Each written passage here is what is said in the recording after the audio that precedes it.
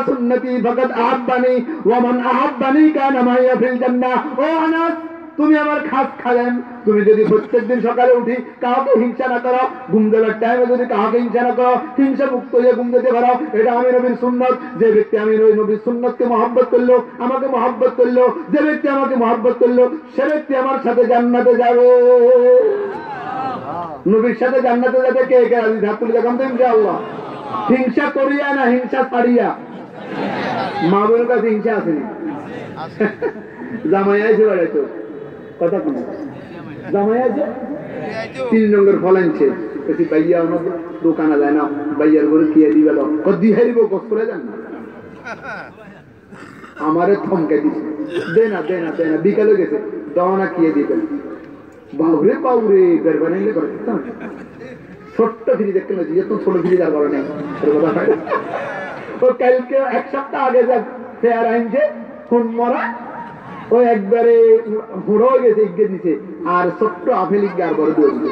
তো কি যা দৌড় আরো দুয়া দাও না, এখানে পুরুষের কাম না, কারণ মাইয়ের কাম বেশি বেশি কথা হাতাও কাইলে মেমন আছে অর্ধেক ঘুরে গেছে রুম আমগর কে দিছে আমরা দেখছি কথা কয়। এই যে মহিলারা সমাজে গ্রামে নেই, এটা হিংসা নয়। ও মামার মা অবস্থা নিয়ে না সত্য কথা কই, আমার ঘরে অত মহিলা আছে ওর কথা কয় না। আল্লাহ আমাদেরকে হিংসা মুক্ত আমল করার তৌফিক দান করুন। ইন্নাল হাসানা তাকুলুল আজরা কামা তাকুলুন নারুল হাতাব।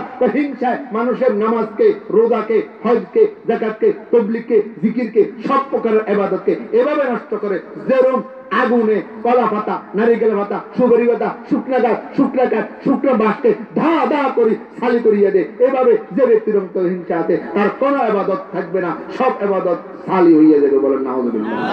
কিয়ামতের ময়দানে আমল নামা হাতে আগে কব মগু আমাদের হাতে মগু এখানে তফসিল করে মাহফিলে 2000 টাকা দিছিলাম উড়ে নাও, বিশ্ব ইজতেমায় গেছিলাম কো এখানে উড়ে নাও, সিল্লে দিছিলাম এখানে উড়ে নাও, 5 বেলা নামাজ পড়তে উঠে আল্লাহকে বেশি তো কথা উঠছে কইসুক কাছে শুনোস না কিয়া হিংসা সব আমল তো নষ্ট করিয়া দেয়। এজন্য তোর আমল ঠিক আছে, তবে সবগুলা জ্বলিয়া শেষ হয়ে গেছে হিংসা হওয়ার কারণে। বলেন না হিংসা করিব না। ও যুবকরা, ও মুরব্বীরা, ও পর্দার আড়ালে মা বোনেরা, হিংসা মুক্ত জিন্দেগি গঠন করো। আল্লাহ নবী বলে তুমি আমার সাথে জান্নাতে যাবে। সুবহানাল্লাহ।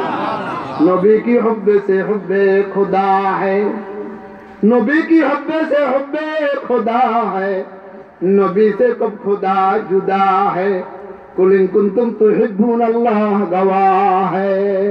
কটা গেছে আর কটা গেছে?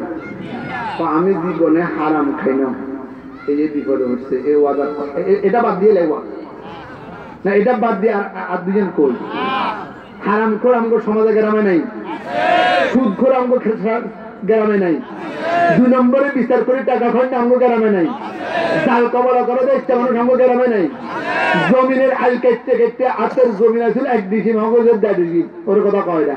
একটা কিছু হাজি সাহেব দাড়িওয়ালা টুপিওয়ালা মসজিদে বসে সভাপতি করে, একটা কিছু মানুষ আমগো সমাজে গ্রামে আছে, কথা কয় না, আছে না নাই?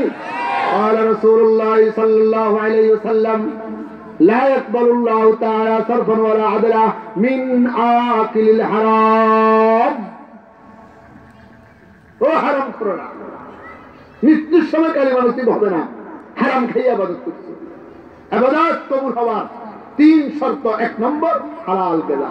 একজন ব্যক্তি সারা রাত তাহাজ্জুদের নামাজ পড়ে, সারা দিন রোজা রাখে আর বলে ইয়া রব ইয়া রব ইয়া রব। আল্লাহ নবী বলে মালবাসুহু হারামুন, মাতআমুহু হারামুন, মাশরাবুহু হারামুন, আন্না ইস্তাজাব।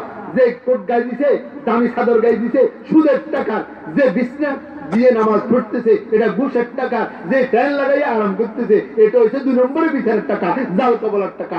আন্না ইস্তাজাব, তার দোয়া কবুল করা হবে না। চোখের দিয়ে রক্ত বাইরে দিতেছে, কেনতে কেনতে চোখের পানি শেষ হয়ে গেছে, কপালে দাগ পড়ে গেছে, নামাজ পড়তে পড়তে কোন ইবাদত তার কবুল করা হবে না। বলেন নাউযুবিল্লাহ। ও সুদখোর দুষ্টর ভাইরা, জাল কবলাওয়ালারা, 2 নম্বরের বিচার করেনওয়ালারা, হুঁশিয়ার, ইবাদত বন্দেগী করেন, যা করেন ঠিক জুত মতো করেন। হালাল খাইয়া করব, হারাম খাইয়া করবেন, কোন ইবাদত কবুল করা হবে না। বলেন নাউযুবিল্লাহ। 2 दिन का ये दौलत खाना, 2 दिन का ये माल खजाना, 2 दिन का ये दौलत खाना, 2 दिन का ये माल खजाना। हुकूमत पाकर बुन न जाना, हुक्म खुदा पर चल रे बंदे, राह खुदा पर चल।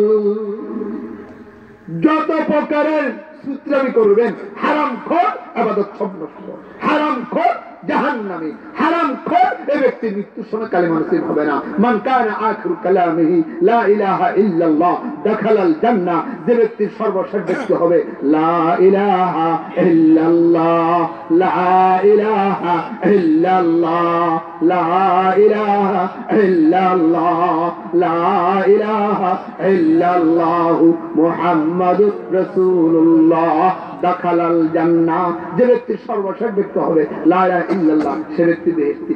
কার কার কালিমা দরকার মৃত্যুর সময়? হাত তুলে দেখো তো। আল্লাহ আমাদের সবাইকে কালিমা দান করো, আমিন বলো, আমিন বলো, আমিন।